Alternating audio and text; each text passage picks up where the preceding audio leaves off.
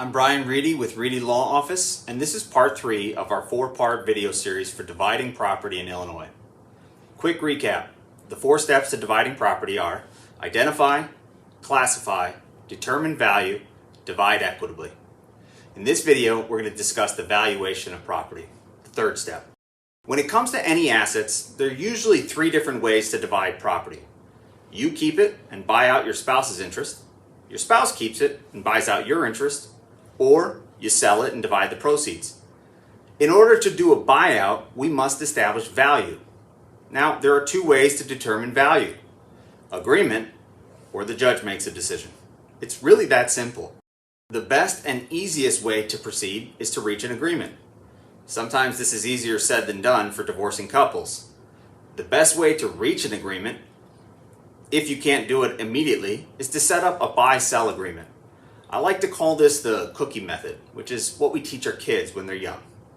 Most kids don't like to share, but let's say there's only 1 cookie left and they have to share. Well, how do we do it?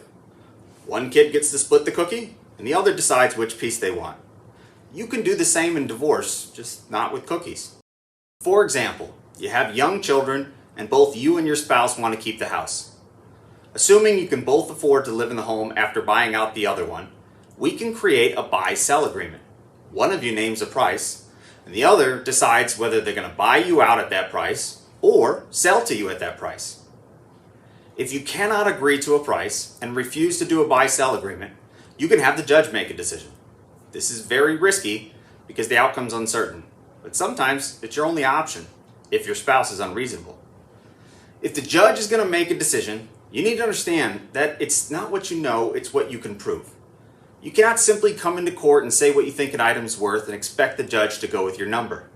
Instead, you're going to likely have to hire an expert who's going to have to do an evaluation and come into court and testify on your behalf. In this scenario, your spouse will also have to hire an expert, resulting in a battle of experts. The judge will then have to make a decision based upon the testimony of experts. This is often a very expensive route and not recommended because of the time and expense necessary. If you want to avoid the judge's decision but cannot agree with your spouse, the other alternative is to let the market decide. In other words, you can place the item up for sale and accept whatever price you receive.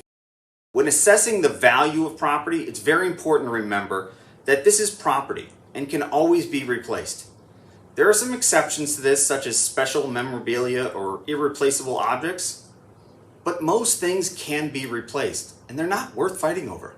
This does not mean that you simply fold and give in to your spouse. It just means that you need to place things in perspective and fight over the things that truly matter to you in the long run. Now that we've assessed value, in the next video we're going to discuss how to divide property equitably. If you have questions regarding valuation, give us a call. We're happy to help.